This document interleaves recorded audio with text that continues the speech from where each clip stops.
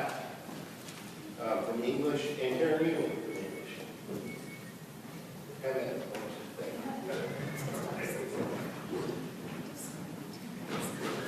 Welcome.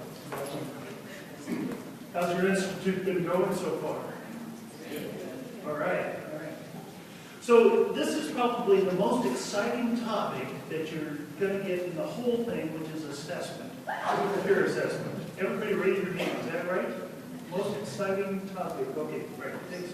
Okay, what I'd like to do is, I've just got 5 minutes to give you a little snapshot, so I'm going to hit just 2 small topics that have to do with student team skills development and online peer evaluation.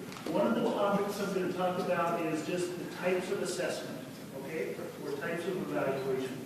And then I want to give you a brief picture of what this online peer evaluation or peer assessment tool looks like.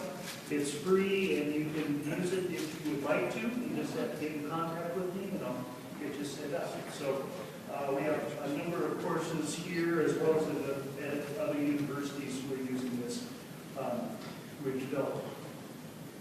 So first point, peer assessments. What I find when I talk with people about peer assessments is they usually go directly to one type of peer assessment, and that's called the summative assessment. And so if we look on the left-hand column there, a summative assessment is basically to calculate grades, or it is to give some summative evaluation. But most people use it for grades. And the idea behind that is that I'm going to create this assessment and I'm going to grade people on it, and I'm going to tell the students that they're going to get graded on that. And because they're going to get a grade on their by their peers, they're going to act better. Their behavior on the teams is going to be more responsible and more contributive, etc. And we have that assumption. It's a huge assumption. But anyway, the summative evaluation. What a summative evaluation is, if you think about it, if we just do that at the end of the semester or maybe once in the middle, basically you're giving them feedback with that grade, correct? That feedback is very lean feedback. You know, give them a B-. What do they know now about what they did well or not did well as a team member? Not too much. The other thing is we usually put that right at the end, or maybe once at the end, but it's at the end of a bunch of work. And so it's very late. If you want to do behavior change, just don't give the person the feedback after it's all over. Give them some feedback when they can actually do something about it and use that feedback.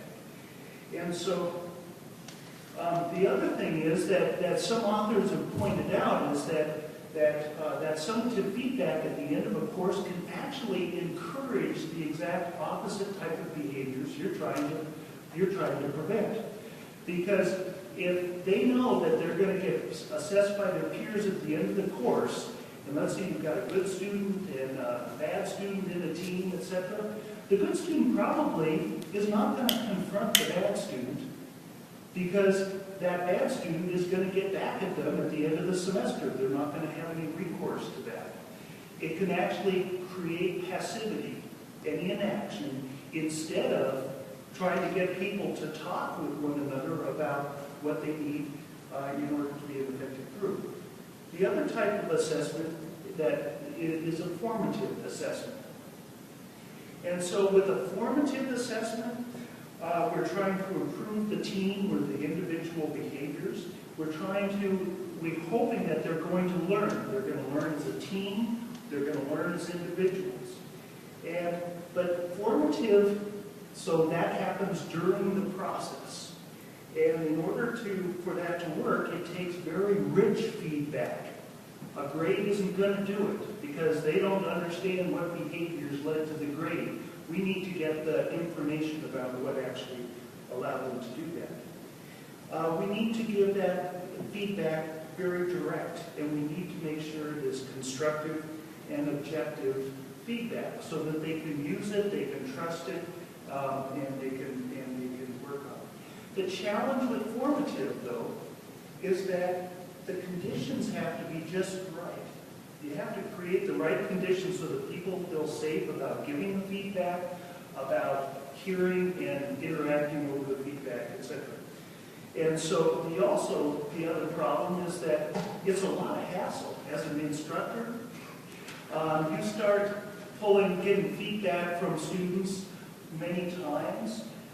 You're involved with a lot of paper moving around and things like that oftentimes. And so that leads me to the second topic of the peer assessment system. And this is a system that I developed a year and a half or so ago and was piloting before that. But this is all on the web. It's fully posted. You just log into it and upload the students, their emails, their teams, and set up your course, and you're going. It takes about 5 minutes, and you've got an assessment. The system then manages all of the emails for the students, the reminders if they haven't taken it in time. It starts the assessment, it ends the assessment. At the end, it sends them an email. It says, here's your report. The students can go directly out and get the feedback. Okay? So there's just a few steps to it. It's fairly quick. The students get some good information from that. Now I'm going to show you just a couple slides, and then I'll show you just show you the system real quick. So here is the individual questions that each student fills out on each of the other students. Because the system knows all the students who are part of a team, it will prompt that student, through the survey portion of it, it will prompt them to say, okay, for Suze Taylor, please rate his or her actual performance in the following areas. So, does she attend team meetings? Does she communicate and respond promptly with team members? These things are fairly widespread use. Below that set of behaviors, specific behaviors, there's a kind of a global assessment there. It's actually a 9-point scale, and that 9-point scale, is about each student. You can take that information and use it for a summative assessment. That's what it's designed for. There's also, below that, is the most important part. And that's asking for Suze Taylor comment on specific areas they can improve and areas they are doing very well. Please make your comments constructive and helpful. And these suggestions are shared with that student, whereas the summative assessment is not. So there's this, it goes through each team member, and then there's a set of team questions at the end that are more about our entire team. My team members help one another as needed, etc. And some about what we do well, what we not do well, and what we're going to do differently. So that's the basics there. And what I'd like to do is, let's see.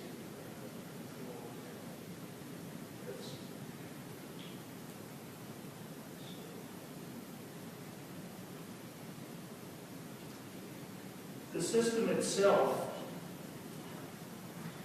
once I've set up a course, and then what I do is I create an assessment or multiple assessments. To create an assessment just takes filling out these fields. What's the start date, what's the end date, and then 2 reminder dates, and at that point it's going to send out emails to the students who have not filled it out yet. And so, and then that will, to try to get that in, at the end date it sends out an email that says, here's your report. So back to the assessment here, we can look at, there's both an instructor report and a student report. And the student report the student report is all anonymous. So it strips out who said what. We're looking at one student here, and here's their comment feedback. You notice the first one starts with self. That's what they said about themselves, and then they can see what other people said about them. We have each of the behavioral questions, and they can see how they rated themselves versus how their team rated themselves. We're trying to get people to evaluate their behavior and what their perception is versus what their peers are. This whole thing is about behavior change and learning. And so then there's also the feedback from the team assessments. So I'd just like to show you also the instructor view of this. Whereas the instructor view is not anonymous. And so what we can see is it's the same information pretty much, except we can see who said what. So if there are specific interpersonal dynamics going on, we can identify them fairly readily. There's also a lot of insight that you gain as you're starting to look at what individuals or how they talk about other people. That's a different topic, different discussion. Then we can also see here, let's see, here are the specific individual behaviors, and so you can see what each person created as a rating for that person, as well as the average. We have this summary question here, so you can see what each person rated on a summary basis. That is not shared with the students. So they don't actually see that part of it, and so it makes it cleaner, to use for rating. And then the specific comments about what they can do and their team. So that's about all I've got. And I need to. Can we ask a question? I don't know. Can you ask? I can. No, that's not what I have. Okay, there's no moderator, so sure. Ask the question. So this assessment is basically just about a team etiquette, working in a team. Is there the ability to ask specific questions related to what the team activity is supposed to be? That's a great question, and one I was just meeting with my developer the other night, and we were talking about that. What I'm going to do first, these questions are written fairly generically, so you can use it in a face-to-face or an online setting. But what I want to do is separate those out, so I've got a clear set of online questions and a clear set of face-to-face. So there'll be two question sets then, and then the next piece is how do we, setting it up to start adding questions. And because there's been a lot of requests for that, and I think it would make it that much more useful to be able to do that. So I'm going to pass over to Jim, and I know there was supposed to be a lot of discussion after this, so we'll have to.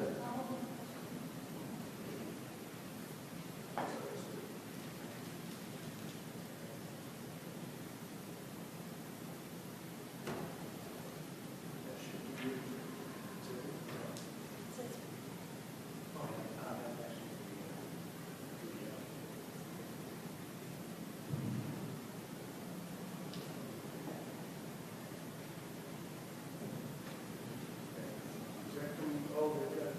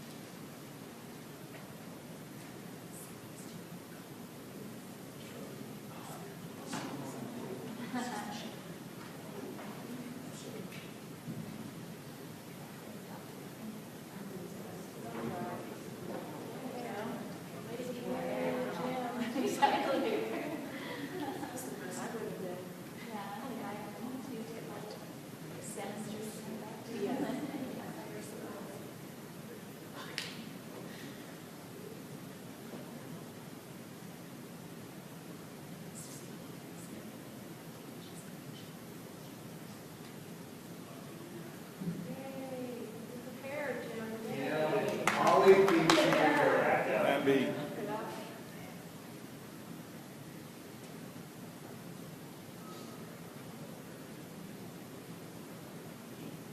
Just turn that off. Okay, so about 11 years ago, I went to the folks at Blackboard and said, I need to be able to do peer evaluations for my teams that are working in my labor relations class. And I had previously, in fact, in all of my classes, I still do peer evaluations of any kind of group work, make people accountable for their work. To address one of the issues Rob brought up, I always give them a copy of the peer evaluation before they even start the project. This is what you're going to be accountable for. These are the types of activities trying to be graded on by your teammates. So what they came up with was using the test function in Blackboard. And so what you need to do is create an individual test for everybody in each team, everybody in the class. So if you've got 42 students, yes, that means 42 tests. But basically, you can create the master with 10 or 11 questions on it, which I've got, and then just copy it over and change the name. Inside the Blackboard course site, set up a content window for peer evaluations, and then within that content area, put up a folder for each team, as shown on the screen here. Then once you have your exams all finished up, your tests, your evaluations all created, you can then deploy them to the correct folder. So in this case, we've got student A, B, C. On one side, I've got a labor relations course, so students are doing a contract negotiation. Some are a management team, some are a union team, so I've got mixed groups. Actually, this year, for the first time, I switched and put together more homogeneous content areas, so it's just management people redoing each other. What I found over the years is that with the online class, a lot of the individuals on one side have no contact with the other side. And so one of the question options is, don't know, I never met this person. And so that makes it to the point where getting any kind of evaluation, I'm basically looking at just the management side or the union side. But anyway, if you have large teams, you can put them together, or you can do small groups. Either way, it works out well. One of the advantages of this, especially now that we've gone to the newer version of Blackboard, is that using the Smart View option under the Manage button, you can pull up just a particular group. And so this way, looking at the screen in the gradebook, I see just the individual in that group, and I can see who has completed the evaluation. Then the nice thing is, if I go to the top of the column and the drop down menu, you hit assessment.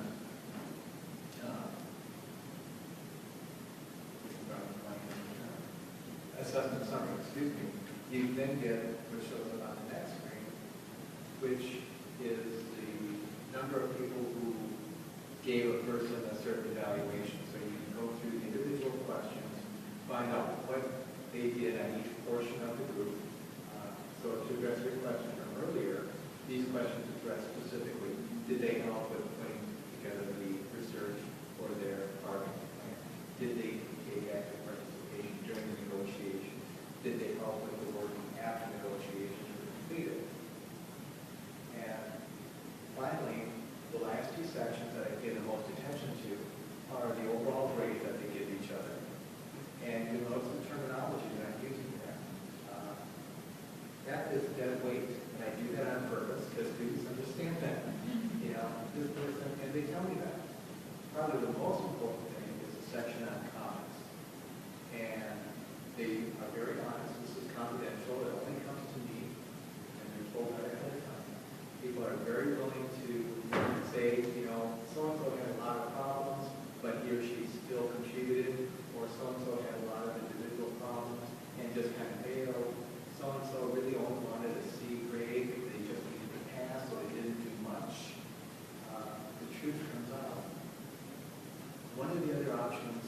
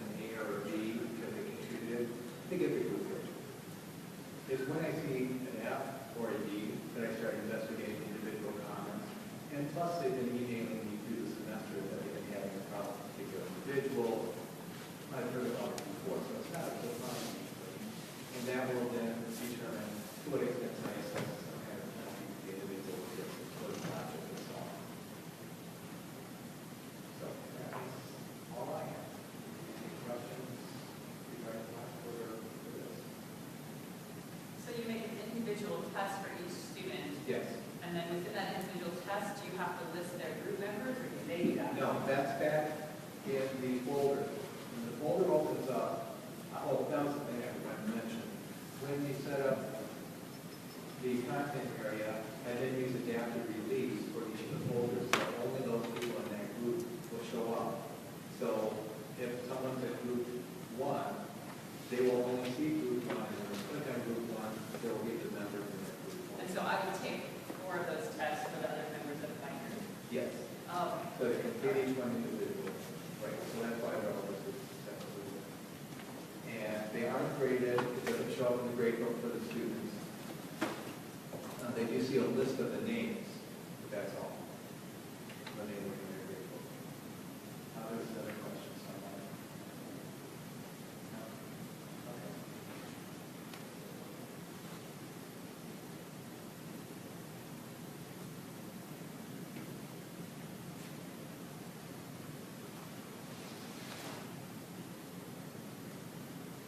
Well, I assume you can get this, you can get that correctly.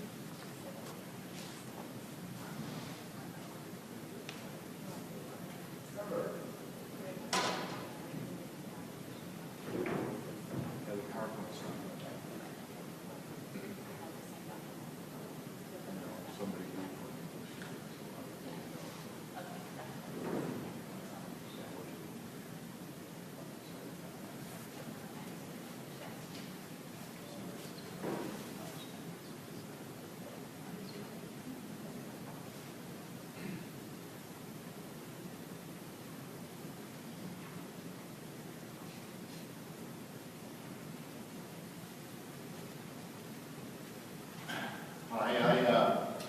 Hi, I'd be happy to comment later on Rob's software. I had an opportunity to use that this last spring and had very helpful results. And now's a good comment on how I used it in that class in a collaborative setting. I am a big fan of collaborative work. I got turned on to it several years ago at a prior institution. Went to somewhat like this, and we went through all kinds of data and ways of doing that. I have found there do seem to be, it's been a bumpy road, I guess, in student response sometimes. And one of the things I think that has been helpful is some recent research I've been doing on student learning styles. And we've been applying a methodology called Q method. Some of you may or may not have heard of it, but it takes traditional quantitative research, and instead of comparing the respondents, it compares the questions. And so it basically takes some of the traditional statistical methods and turns them on their side. That's one way it's been described. So it looks at actually how respondents view questions, and they sort questions in sort of a card sorting sort of way. One of the things that's been interesting is, first of all, that there are different types of learners, and that's important to remember, is that there are people who are more reflective and people who are more active. There are people who are more engaged with other people and people who are more reserved. We kind of know this, but then we think, oh, collaborative learning style, that's the new buzzword, and we're going to apply it. And some people, I think, because of their learning styles, just like visual and audio learners or communicators, those things are a challenge for them. It's something to keep in mind that it's not a fix-all. I think it's great as an active means of learning. One of the things that was interesting that's come out as we drilled into this is that there are students who on one hand, express that they like to collaborate, they are active learners, but then they score really low on group work. They don't like working in groups, and I don't know, we're still trying to figure that out, but one hypothesis is that they may not like their experiences with group work, and some of that may be degrading in how they've been exposed to that in the past. I was just going to share one of the tools that I've come across. I teach a hybrid media writing course. It's an 8-week course, and it meets once a week, and then everything else is online. And I went several different iterations of this sort of type of software that are out there. And I went through all the ones I could find. I had a colleague recommend one. I did that. It had miserable results. Students didn't like it. I went to another one. Spent a couple of years on that. Students didn't like that. Went to another one. Students didn't like that. And I was beginning to get a little frustrated with them. One of the challenges was with media writing, there's particular style content that require multi-columns for script writing. So you have, for example, video information and instructions to editors that are in the booth, and then you have the script that, for example, if it's a news broadcast, the anchor is reading off, and then somebody needs to know when to put up a graphic or when to put up the video, and that gets messed up in some of the online software. And as luck would have it, it was the last one. After all these other ones, it's never the first one that you try out. It's always the last one. Came across one with Cengage, which was actually one of the publishers that I used, and I didn't even know they had this software. One of the reps was talking to me, and I was talking about my frustrations. Oh yeah, we have one of those. It works great. And it did for the most part. I'm just going to share that. I've used this in the course. It's a very rapid sort of, because it's on an 8-week system. So students are getting an assignment. They're doing the reading, and then the next day they have to write a story or a commercial copy. And then the next day they're peer reviewing it. And then the next day they're writing the second draft. And so this is happening very rapidly. But I have also adopted this into a capstone course I teach that has much more traditional types of papers. But basically, to get to the original website, cengage.com/insight, INSITE, is the place you can go, and it has the whole overview and information and where you can sign up. Students do have to purchase a packet, or you have to get a Cengage book and then have this bundled with it, and then it's essentially free when it's bundled with one of their books. But it's $20, and I found that having students just buy that separately and then be able to buy used books is a lot cheaper than even the bundling. But once you create once you set up your class, you can just log in.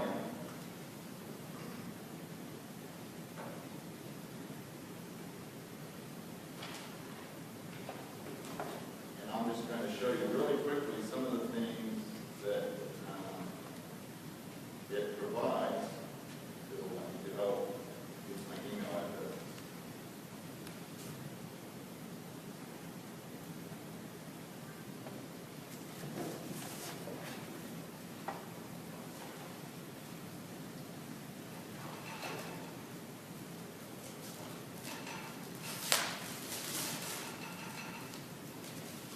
Okay, I'm just going to take you to our most recent class.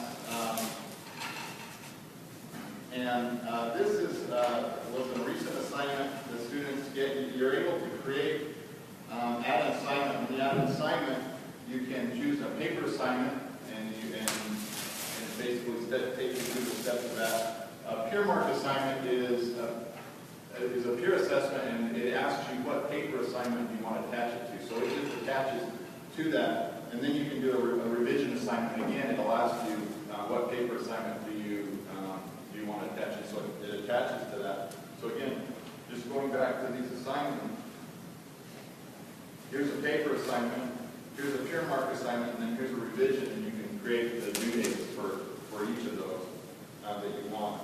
This was just a practice assignment, so it was more just to introduce them to the system, and that's always a very important part of it. It does take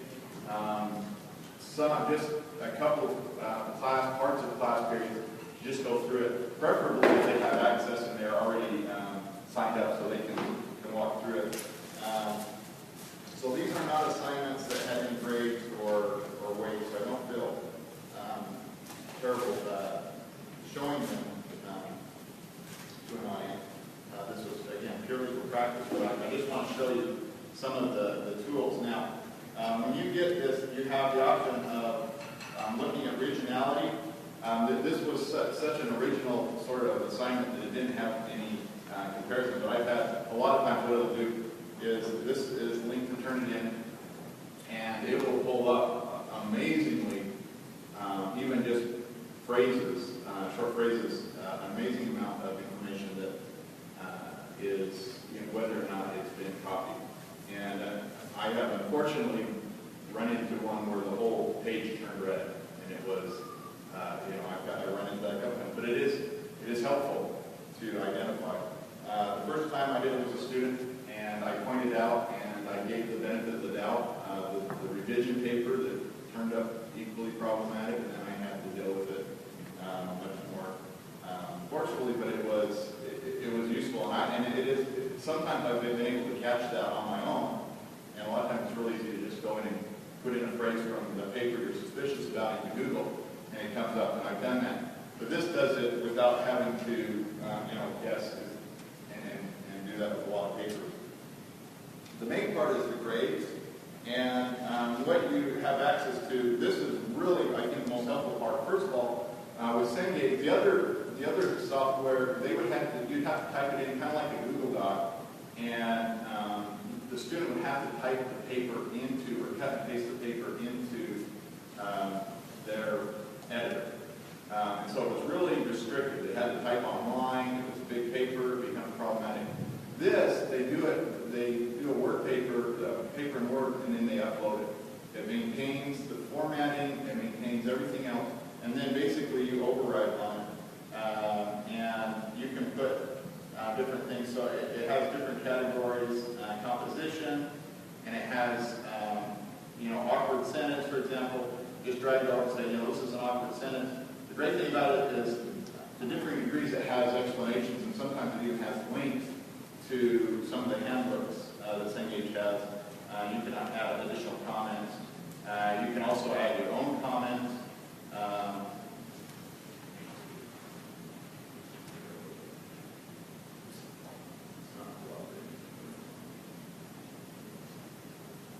So you can just type in your own comments, and then you would save it. You can also save that as what's called a quick mark. So if there's a comment that you use all the time, and that's what I found frustrating. I find it frustrating with paper. Comments that I use all the time for every paper, and you can just create that comment and you just put it in. And then if you want to add additional comments to that, it's great. And you can add an overall comment, and then you also can add a rubric. You can create a rubric. So for this particular assignment, the content, the mechanics, the formatting, all those things become important. Did they follow the rules of formatting and so forth? Did they follow basic mechanics? And this is, for this basic rubric, I don't have a grade. And the way I do this particular class is I found that especially the way the fact that they have to write a paper to be able to participate and get all the rest of their points is high motivation. So I can put very few points on that first draft, but they have to do it, because if they don't do it, they can't participate in the peer review.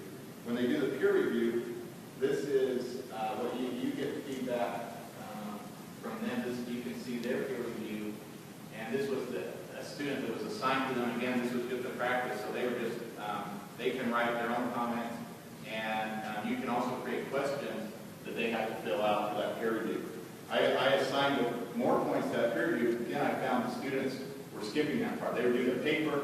They would go, I can do without those points, and I'd rather have my time, and they'd skip that. So I made the peer review somewhat significant. And then I made the final draft, and I put most of my qualitative responses in that first draft. And then in the final draft, I don't make as many comments, and I use the rubric, and I can just go down, I can give them a grade. That has the most points, and that's been at the end of, they've had a couple of students look at it, and they've been able to write it, and then I've been able to comment, and then they've been able to revise it. This makes it very smooth. We used to have a problem, students were supposed to bring in a paper, multiple copies, and then they would exchange them, and then trying to track that. This has made it very easy, and I found that one of the things it's really done is, because I don't have to write out longhand all the different kinds of comments I throw in, I can just drag over a lot of things, and then it has a lot of good information for them to more information, give them much more feedback on both this in this class and in my my more traditional research, where they're doing traditional research papers. So that's all I have on insight. And I guess I'll let people ask questions after we go through.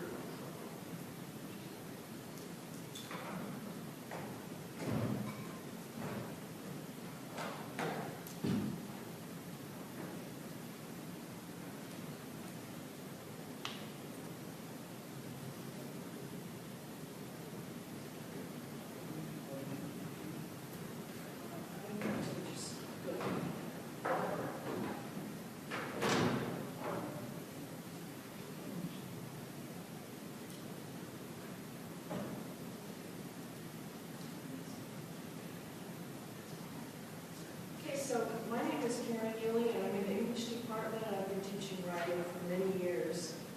And so what I'm going to talk about today is how I organize writing groups for my writing classes.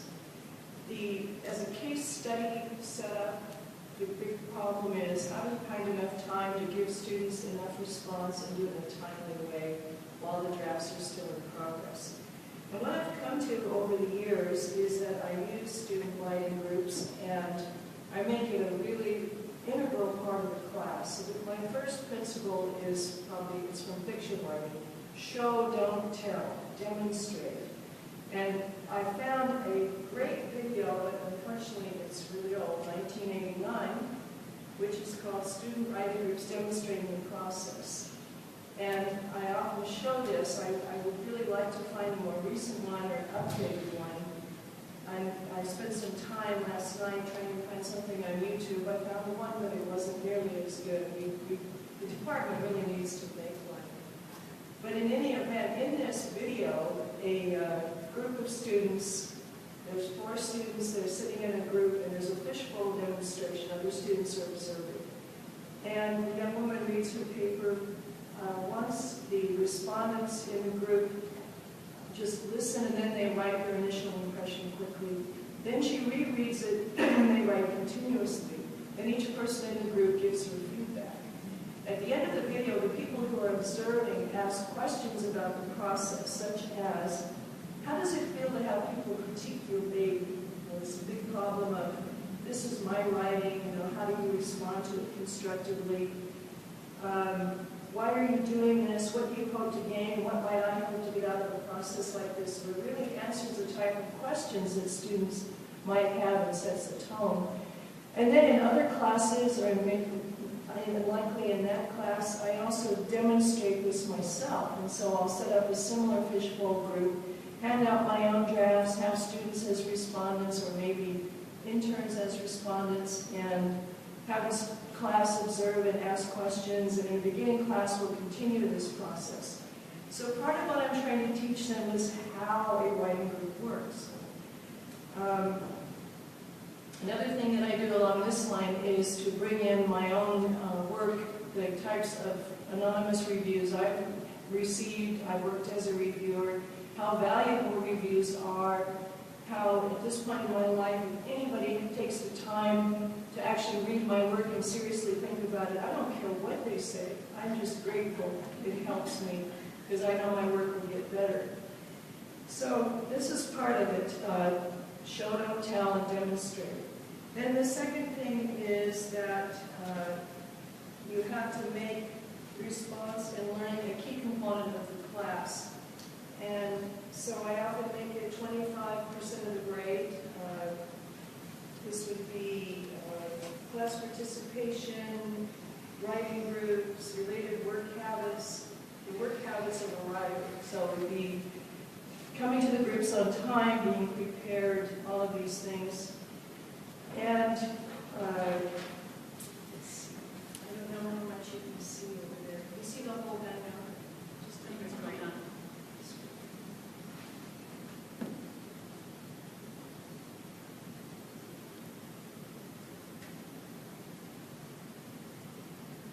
So we need to click on it.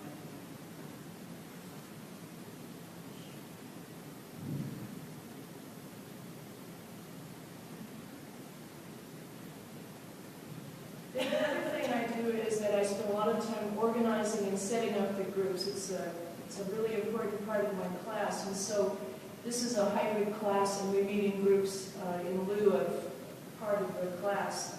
And so for each class, I will set up 4 to 6 group meetings. There'll be the same people in the group. I send an email to the ILC and reserve certain discussion rooms, if I can get them conference rooms, for the semester. And so I'll have on Blackboard a list of all of the meeting times, what the focus of each meeting is, who's in the group, when the meeting will be.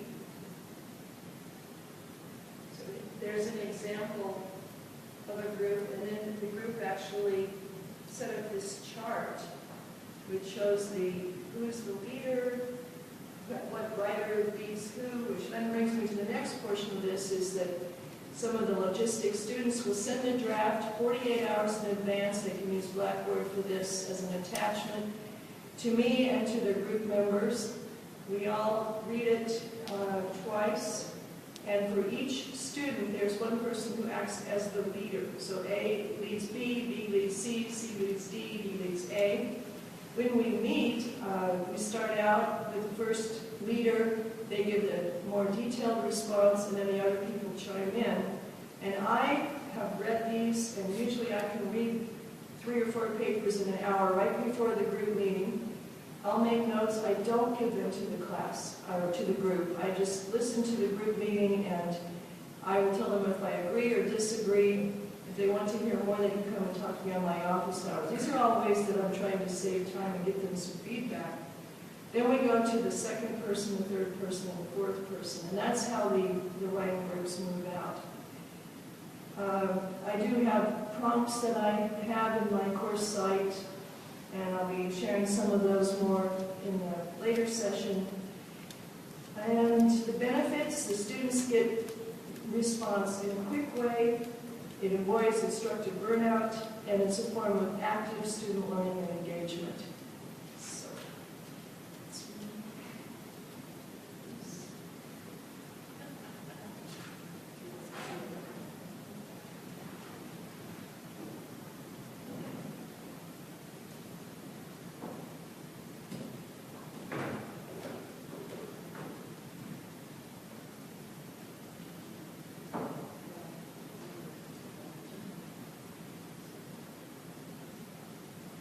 Okay, so Jen and I are co-presenting because that's what we do. We just come back from a presentation. And we both teach writing online, and so my peer evaluation, my whole class is writing. I don't know if they're doing this on a boat or if they're doing it in their office at home or in the library on campus or whatever. So I teach writing classes, and so peer evaluation and peer review, peer interaction is fundamental to creating a community of trust. So I don't set up things terribly different from what Karen talked about and what Trevor talked about, except that it is all online. It's all on Blackboard, so I'm going to talk more about why I do this rather than what I do. And if you're just dying to know what I do, come talk to me. Jen came across this last week. This is the community of inquiry model for a teacher presence in an online class. And there's cognitive presence, social presence, and teacher presence. You can't see this, it's down the bottom, but something the way teaching presence. And in a nutshell, social presence is showing that you're a human being online. I have 3 cats, and I like Diana Krall. I never want to see that. I established it in another way, and certain things I should tell them about my cats. Cognitive presence and teaching presence are more, I think, what we're going to talk about here. Teaching presence is what I do to show them that there's somebody in control of the class, that there's a teacher there giving them some instruction, and this way I've designed the class, making sure that things work, and that they don't have to be constantly emailing me and saying, "This didn't work on Blackboard," and make sure it works. And then cognitive presence is what I do as a teacher to design my course so that students can build knowledge. As a group, we're building knowledge together. And so I really think that the peer assessment, peer review, I'll call it peer review, and it is a very formative review, it's not summative when my students are doing each other, is basically cognitive presence. In order for them to do that, though, they've had to have some social presence going on in the class. So they've been seeing each other's work all semester, starting just with ideas and then building their draft through multiple submissions of it. So they really get a lot of confidence from getting to know each other and from getting to have read each other's work, so that by the time it comes to actually making some criticisms, they feel like they have a better relationship. Of course, this works better with certain classes than others, individuals, being individuals do that too. And then my teaching presence is I make sure that everything is set up very carefully and it's very clear. They know how many points they get, they know specifically what questions they need to address, they know what they need to do by what dates, etc. I stay out of this. I come in at a later draft. At this point, it's all student review. And the questions are designed to do this cognitive presence thing where they have to think about what they've been learning that semester about writing, about researching, and how they're incorporating that in their drafts. And this is where a lot of things start happening for them, thinking about what they need to do next with their draft. And a huge part of it is just seeing what somebody else has done. Because so many of them think, oh, what I've done is just awful. And then they go and they read what their peers have written, and yeah, well, I guess I'm not so bad. And they feel better about that. And I think that's a really important part of building knowledge together. It's not, you know what it is. And now it's like, they're all very small. So anyway, as we've been talking about this for a whole week, it's kind of nice to come up with a Venn diagram of what you try and do in your classes so you can think a little more mindfully about what and why you're doing a certain thing in a class. Not just because it can be done, but what about the situation is unique so that you can make little mindful choices about what you're having your students do. Yeah. No, so like Sip was saying, I think that this for us has been a really helpful way of kind of articulating what we're already trying to do, both in our online courses and in our face-to-face courses. And so what I want to show you is an example of one way that I use peer feedback in one of my classes, and it is not a writing class. It's a literature class, and so I'm not interested in them giving each other feedback on their writing. I'm not interested in them assessing teamwork because they are choosing their own who they give feedback to. But I do it online, and I found that I get them to say a lot more when I do it online on Blackboard as opposed to doing it in groups in class. And every semester my students tell me this is one of their favorite parts of the class, is these focus papers. So I actually wrote out the instructions that I usually give, kind of usually verbally. I have a little paragraph in my syllabus, but I spelled it out for you so you can see kind of what I do in the class. And so basically what I ask them to do in these literature classes is to write we conduct a mini online conference where they have to write a paper, short paper, 500 words. They post it on Blackboard, and then there's a week, the conference goes on for a week, in which they get to go in and read each other's papers and then try to get into a conversation.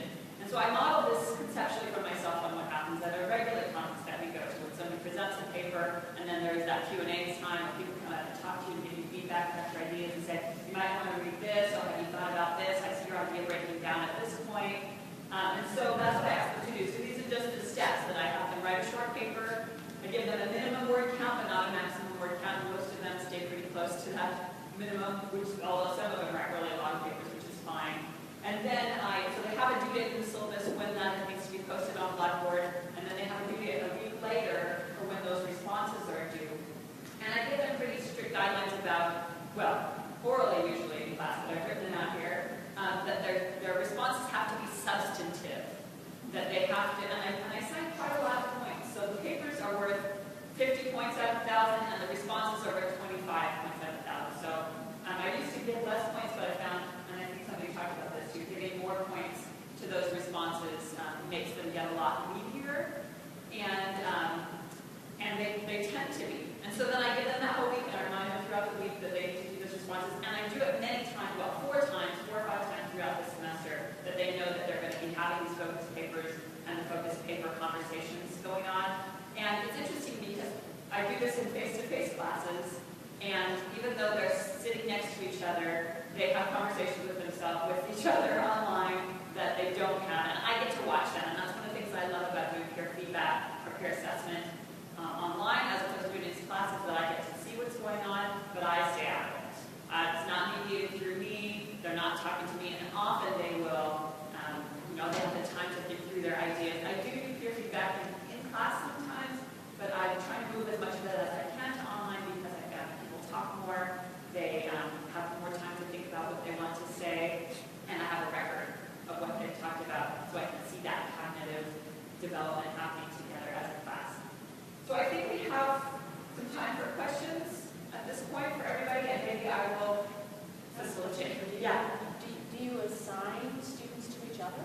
I do not. So So they I, just pick one? they have to pick 3 actually. So they post their own paper and they have to respond to at least 3 other students. And I tell them, if you are the kind of person who has a hard time saying very much, then you better respond to more than 3 people, so that I can see. But most of them respond to 3, and often they will write more in their response than is even in the paper, which is really surprising to me. And I've had to try to teach them that a lot of them have come out of writing classes where they're used to saying, well, I wasn't clear, your syllabus wasn't very, your whatever it's called, thesis wasn't very strong, and I even had one student who was trying to assign grades to the other students' papers, and said, no, I don't want any of that. I'm not interested in how well it's written unless it gets in the way of the ideas. I want you to really interact with the ideas in the paper, and then they'll go pretty deep. And again, I've used this in, from 200 level up through 400 level classes, and it seems to work really, really well in that way. So, questions for anybody, I guess, at this point.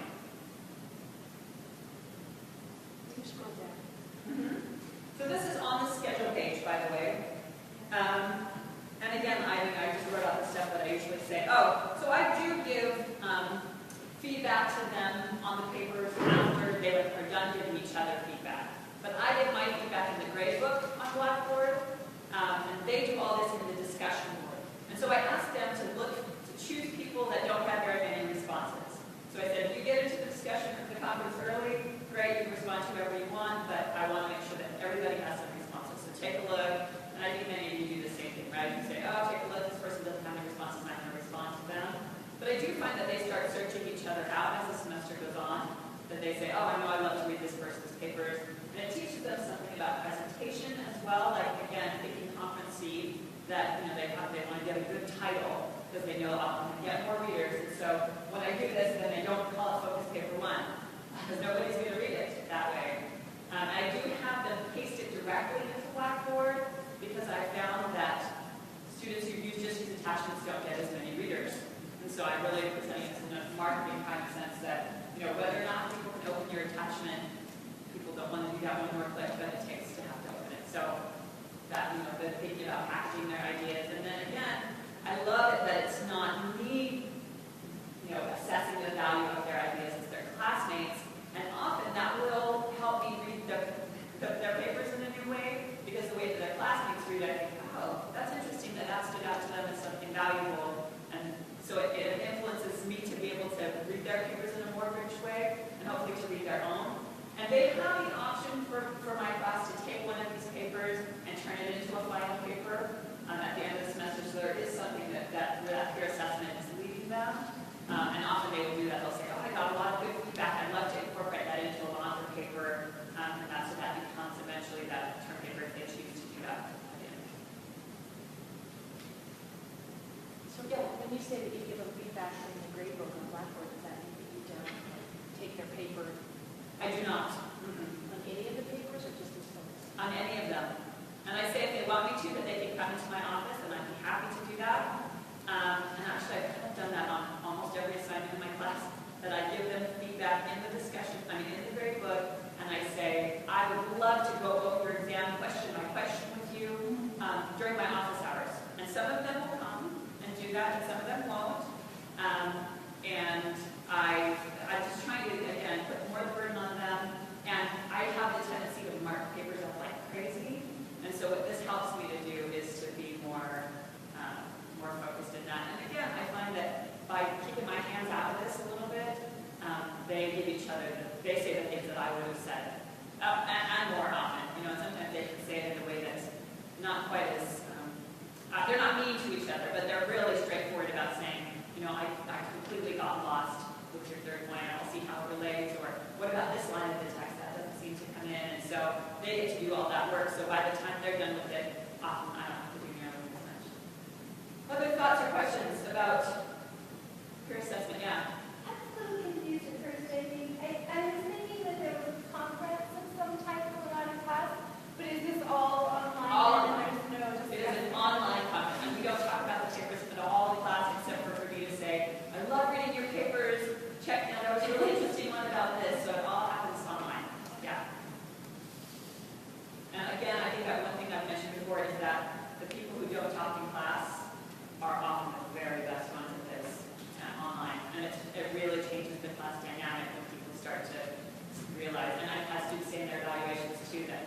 grateful they are that, that they have that outlet to be able to share their ideas with their classmates without the pressure of having to do it in class. And so, I still got plenty of people that talk in class, but it's the quiet ones often that have the best things to say online, which is nice to have that. One thing I forgot to mention is that if you're looking for the instructions for the Blackboard evaluation, it's there in the PDF. Yeah, so this is all in the schedule for today. Everything that we've shown you is all, if you, clickable, skippable from here. So yeah, that's helpful. And I think they have our names on it too. Maybe that's where I segue in and tell you that I apologize to Jim. We fixed the problem. You go to the PowerPoint now. It will go to PowerPoint. At least Kevin said I could say that in about 30 seconds, so I think it'll work. And Deb brought up a good point. She said her PowerPoint would not open on your iPad. That's correct, it won't. But if you're real fast up in the upper right-hand corner, when you hit the PowerPoint launch, you'll see a little thing flash up say Open in Keynote. And if you hit it fast enough, it will open Keynote. So when you get back to your office, you can do it relaxed and say, But it would open, it was opening rods, but your formatting, it was not. So it was wonky, so that's why they asked. so I figured it out because we saw that earlier today. So thanks for prompting me again to figure it out. If you play around with an iPad long enough, it'll work. So Rob, I actually have a question for you. So using that assessment software, is there a limit on the number of students? I actually have been using it in this online nursing course. It's got about 150. And so, and that kind of forced us to do a little bit of modification so that everything will work well. So that's going fine. I hope we don't have writing courses that are large. No. Steph and I teach one of the big UF 100 courses, all 225 students, and Yeah, it should be. teamwork is one of the outcomes, and so, that'd be a great way to be able to assess teamwork happens. The one thing I was going to also say is that I've got two things I'm working on this summer. One is to have another set of questions, or maybe even open it up to putting in your own questions in. But the other thing is to size it so that students can take it on an iPhone and or on any screen. So, My question is probably more for Jim and Trevor maybe. Using the peer assessment, I actually use the test and survey feature in Blackboard and have my student, I developed my own self-evaluation, group evaluation forms that they just fill in. So I'm probably not taking advantage of the reporting features, but my problem with this, or something I've been trying to work on every semester, is getting them to actually use those forms effectively in a meaningful way. And even though I spend a lot of time with it at the beginning and with each group assignment that they need to be evaluating themselves in the group on, almost always in the first round of evaluations, I get back evaluations where they have scored all the other people in their group 100 points out of 100 in this perfect, happy world they live in, that everything is perfect. And so I try to politely, as possible, say that was a complete waste of your time and my time. Please use the tool to honestly evaluate your team members, because why would you like it? So I didn't know if you guys have ran into that and how you try to teach it. I have, and I used to go through a long discussion on, okay, you aren't supposed to, in fact, I was always afraid I was giving them ideas, so you shouldn't say, arrange, okay, you do great, you should do them great, and that might give them an idea. I went through all that, and I decided, after a while, I just said, if they got along, that's in a way that they aren't. But they didn't. I mean, they don't get along. You didn't know, you knew that they weren't getting along. Yeah, they're not everyone is perfect. I mean, and by the end of the semester, they tell you, oh, she came twice the whole semester, but they gave her 100 the first 2 times they evaluated her. Yeah. So. I again, at some point, I'm just like, well, if you don't care enough to, if you're going to complain about it, this is where you can make a statement. If it's not, I just stopped worrying about it because I do think that there was some of that going. I was also worried, the other one I was worried about is if they would, somebody was going to score low because they figured out if I scored them low, then I could score high somehow, it would work out better. And it just wasn't manifesting itself enough. I made it's not enough points it's enough points to hopefully motivate some students. Some students are always self-motivators. So it's really, it's kind of like a lot of things. I think we worry about those C-minus students so much that we forget that there's the A and B students that are doing great. And so I just stopped really working on it. Anyway, I just stopped worrying about it. I give them a lecture. One of the things that I did that I So think you're was saying helpful. their group evaluations actually factor into their grade in your course? It does, but it's A very minute way. it's a small enough, it's enough to bump them, if they're on an edge or something. It's enough to hopefully motivate some. The ones that don't need to be motivated, it won't. It doesn't make a big difference. Well, to address two things. First, in some of my face-to-face classes, I do use a single sheet where they have to divide up their points. And it's very often the non-contributors who give everybody wonderful grades, including themselves, because they always have to evaluate themselves. One of the things I like about using the online version is that every question deals with a particular area and has different options. So work with Excel spreadsheet to cost out preliminary options. Made little or no contribution, made some contribution to computing, made regular contribution. So they have to pick an answer. So they can't come along and just do a summative, everybody was wonderful. Right. And even if I see someone who I got complaints on, and they gave the person an A was outstanding, and I go through the individual questions, and they're made a little no contribution to this area, it's like, I'm sorry, it's like you're saying one thing here and another thing there. The truth comes out. Just one other thing. I struggled too. I had a WebCT form. WebCT was it bought out by Blackboard or anything? But at one point, it actually wasn't WebCT. It was one of the old Microsoft web. You could create web pages through front page, and it would combine a lot of the results. I was having problems with Blackboard with the survey tool as far as how to do good surveys, and I hadn't thought about going through and creating separate tests or anything. And then I was in another panel with Rob, and so that's how I got to know his software. And his software, it was very helpful. I'll just put a plug in that. It did what my other one did, but it's much more robust. It's much more than just, my other one was just some lighter scale questions. And this one was, it has the qualitative responses.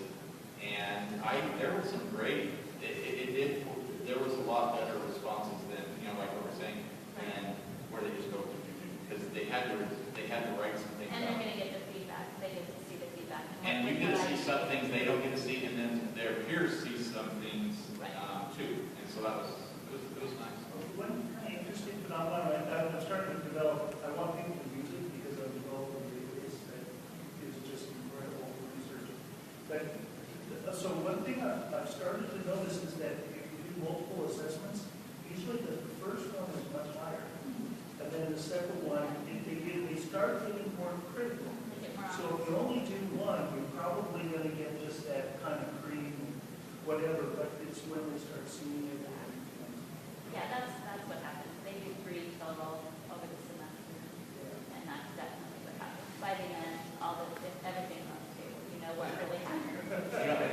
And the insight with that software, what I like about it is you can grade it's not just what they did, but you can grade their assessment. And that's what I tell them. I say, I'm not being super, I'm not going to create a judgment of things, or opinion things, but if you say, great job on formatting, and it wasn't a good job on formatting, you're doing bad. That's showing that you didn't study and you aren't being a good editor. And I tell them, this is a practice that's important to understand how to be a good editor and how to be, especially in media, and how to be a good writer and different skills. But they help each other out and those skills out. So that's a nice thing about that software. You can grade their Christy, do you still have questions? Oh, I was just going to about students giving each other 100, there are ways that you can set a survey question so that you have like a total of 100 points, and you can give a certain percentage of that to each player, or you can rank the group members so that you don't have that option of giving everybody top score. And then you can have a certificate if you're like the number one ranked. Yeah. I really liked your grades, having them give each other a grade, and the F, the dead weight, and the slack nerd. I love that. I'm going to use that. I wanted to get back to what you just said, Rob, in this discussion. In my classes, the people learn how to be part of a team or, say, a writing group by practice. Right. So at first, they don't really know how to discriminate what is a good contribution, what's helpful. And this goes back to what I was saying about show, don't tell, demonstrate. And you have to make it as clear as you can, but when they experience it, and then they look at the feedback, is this helpful or not? And the more times they practice it, the better they can get. They're going to be more discriminating. I like how they're working with that feedback and learning from it as far as how it affects themselves. I think, this, I think one of the things that we often assume is just because we put them in groups, they know what that means to work with one another, and what it means to be collaborative, and what it means to be critical, and how to give constructive criticism versus, yourself kind of comment. So it is a learning process, and if you just put kids, everybody, just put learners into groups and say, okay, work as a team, that means 9 times out of 10, it's my experience would say 2 of them do the work of the group, and the rest hang out and go, yeah, that's really good. So I think we have to build in somewhere, here's what it means to be in a group, and here's what that looks like, and then say, well, Yeah, I'm really trying to look at the teamwork rubric and part of the ULOs, and what does it mean to be a good team member for writing? And so I've really been trying to think about that and study that, and I haven't worked it out. well, and I think Rob's tool, the very first program I've seen of it, starts to get at, here's what it means to work as a team, and here are the things we're looking at for you being part of that, and how you can tweak that for discipline specific or even task specific. There was an interesting study where they had students rate one another and with some kind of tool. And basically what they found was that it didn't matter, the feedback didn't make any difference. So for some students, they gave feedback, others they didn't give the feedback, etc. And they found that their behaviors all changed about the same amount. Basically, the key thing was taking the survey, which said that these are behaviors, that you should be using. It was a fascinating study. It was fairly simple, but I think there's a lot just in that and directing their attention on how a person should act. I also make a point in my syllabus and in all of the instructions and in announcements and in emails as they work on the project, what active participation means. So it's not merely agreeing with everybody else. It's not whining that nobody told you what to do. All those sorts of things. What does it mean to be an active participant? I keep hammering them on day one. So hopefully by the time they're into the group project, mostly they're seniors most of the time, or juniors. They've also had our management 301 class, which is team skill building. They should have understood these and being applying them. I think it'd be a different approach if I was being a freshman. But by the time they reach this point, they've been in groups before. More than once. Well, thank you to all our presenters, and I think lunch is ready to go.